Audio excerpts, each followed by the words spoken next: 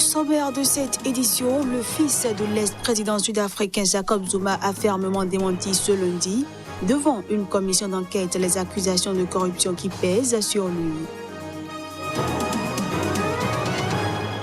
En marge d'un forum international dédié aux questions de défense à Dakar, le secrétaire d'État français auprès du ministère des Affaires étrangères a affirmé que la France est plus que jamais engagée au Sahel. Et puis à Hong Kong, plusieurs manifestations violentes ont encore eu lieu ce lundi, dans un contexte où un membre du conseil exécutif a déclaré que le gouvernement envisageait de limiter l'accès à Internet. Voilà pour les titres. À toutes et à tous, bienvenue. Élections législatives en Tunisie. L'avis des Tunisiens est mitigé après que deux partis rivaux, Ennahda et la formation du finaliste à la présidentielle incarcéré, Nabil Karoui, aient tous deux assuré être arrivés en tête de ces législatives qui devraient déboucher sur un parlement fragmenté en de nombreux petits blocs. Moi, je ne suis pas content parce qu'ils sont divisés. Chacun des partis cherche à avoir le pouvoir et ceci ne marchera pas pour le pays. Il lui faut juste deux partis, un parti au pouvoir et un deuxième qui l'observe pour que ça marche.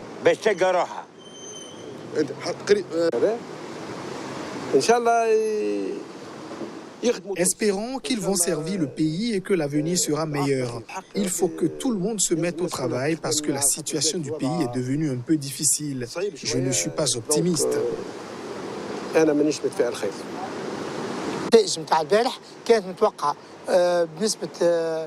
Les résultats étaient prévus à 99% vu le travail du parti Ennahda et la campagne qu'il a menée.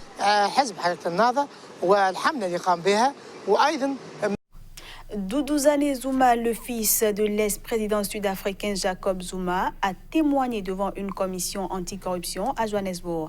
À cette occasion, il a fermement démenti les accusations de corruption qui pèsent sur lui.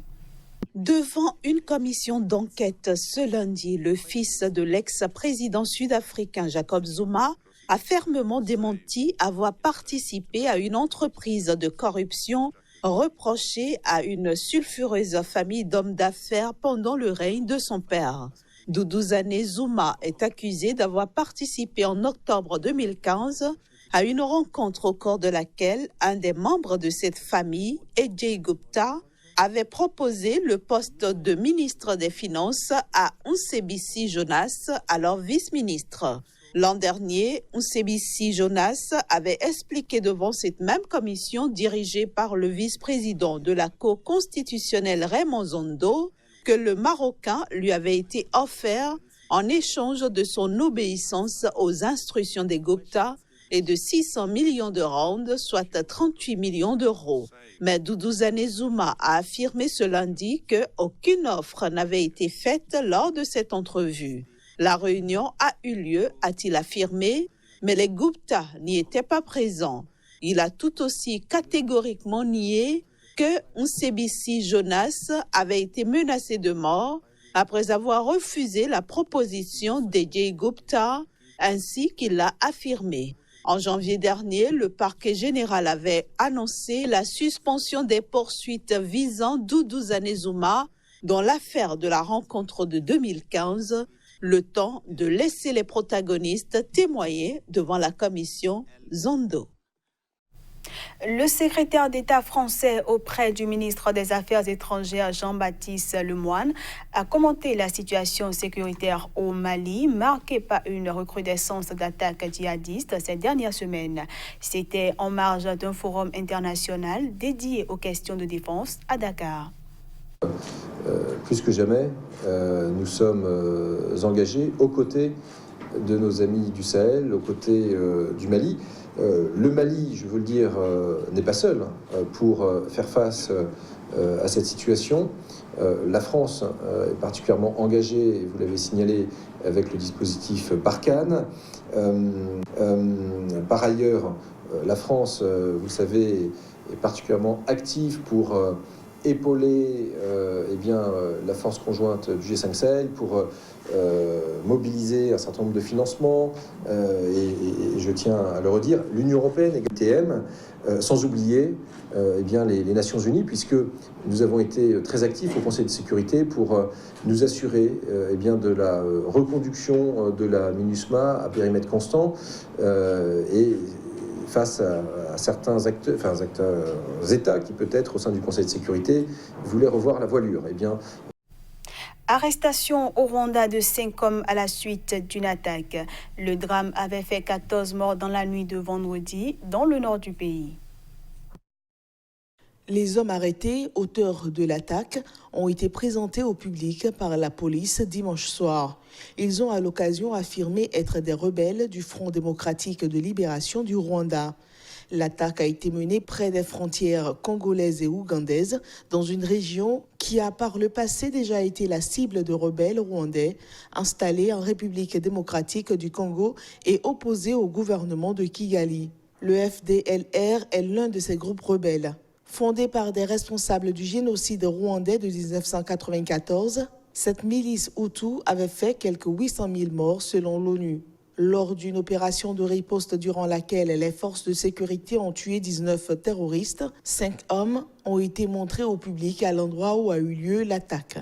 Dans leur révélation, ils ont affirmé que leur but était de renverser le gouvernement rwandais. Leurs explications, fournies lors d'une conférence organisée par la police, n'ont toutefois pas pu être vérifiées de manière indépendante.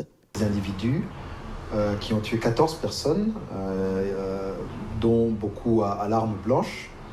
Ils les ont trouvés chez eux.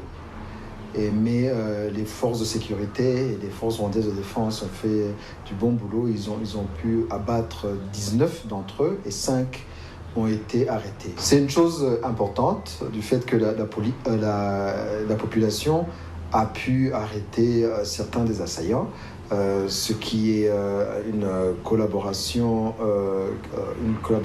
qui est la bienvenue pour la sécurité dans la communauté. L'armée congolaise avait annoncé le 18 septembre avoir tué le chef suprême du FDLR, Sylvestre Mudakumura, visé depuis juillet 2012 par un mandat d'arrêt émis par la Cour pénale internationale. La dernière attaque menée par des rebelles au Rwanda datait de décembre 2018. Je le disais en titre, l'escalade à Hong Kong ne faiblit pas. Plusieurs manifestations violentes ont encore eu lieu ce lundi. Dans ce contexte, un membre du conseil exécutif a déclaré que le gouvernement hongkongais envisageait de limiter l'accès à Internet. 3 jours après l'interdiction du port du masque dans les rassemblements, un membre du conseil exécutif hongkongais a annoncé l'intention du gouvernement à limiter l'accès à Internet. Contrairement à son objectif, l'interdiction du port de masque a attisé la contestation. En effet, Internet est un outil indispensable pour le mouvement pro-démocratie qui utilise les forums en ligne et les messageries cryptées pour organiser les actions de la contestation. Le porte-parole de l'exécutif a cependant souligné que restreindre l'accès à Internet pourrait avoir des conséquences néfastes pour Hong Kong. De nombreuses stations de métro ont été vandalisées par des groupuscules radicaux et une bonne partie du réseau est restée à l'arrêt pendant 3 jours consécutifs. Carrie Lam a pris cette mesure après avoir rencontré le conseil exécutif, l'estimant nécessaire afin de mettre fin à 4 mois d'une contestation sans précédent. Lundi, 2 premières personnes ont comparu pour avoir enfreint cette interdiction, un étudiant et une femme de 38 ans. Les 2 prévenus ont été accusés de rassemblement illégal, un fait passible de 3 années d'emprisonnement et d'avoir enfreint l'interdiction de porter un masque dans des rassemblements publics qui prévoit une peine maximale d'1 an de prison. Tous 2 ont été libérés sous caution. Beaucoup d'opposants à cette interdiction redoutent qu'elle ne soit que le prélude à l'adoption de nouvelles mesures d'urgence par les autorités. Depuis le 1er octobre, le mouvement de colère s'est intensifié. Place à présent à la revue de presse Afrique.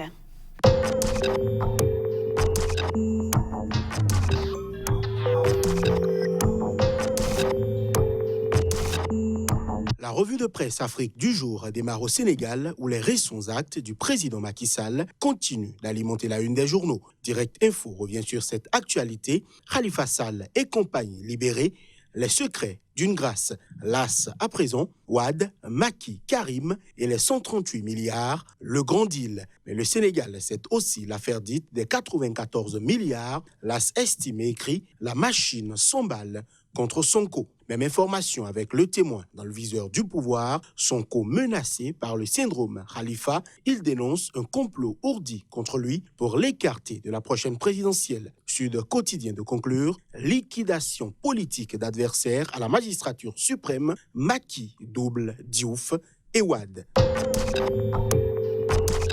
En Côte d'Ivoire, la présidentielle de 2020 rythme l'actualité. Le quotidien d'Abidjan titre présidentielle 2020, pourquoi le régime veut arracher Bouaké au PDCI? Voici les coups bas en préparation dans le Béquet. En colère, un magistrat déshabille le procureur. Le patriote fait état du bilan de la gouvernance actuelle, inauguration de routes, de châteaux d'eau, électrification rurale, silence. Le gouvernement développe. L'intelligent d'Abidjan, président du Sénat, Jeannot Kouadio Aoussou révèle « Voici celui à qui Houphouët-Boigny a donné le fétiche ». Le nouveau réveil revient sur la condamnation de Jacques Mangwa. Maître Suibi recadre le procureur Brahman. Le procureur de Bouaké a semé beaucoup de contre-vérités.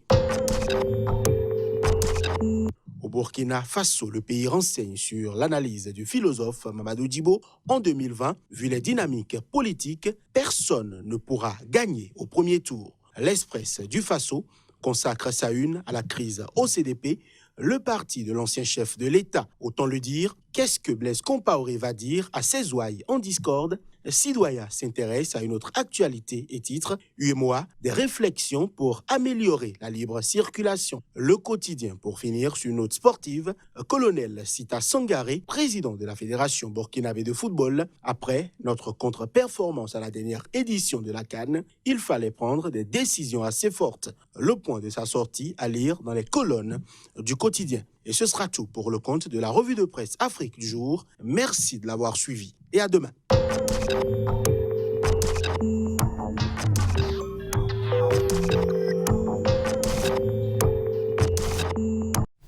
Et c'est sur cette revue de presse Afrique que nous mettons un terme à cette édition, que je vous remercie d'avoir suivi.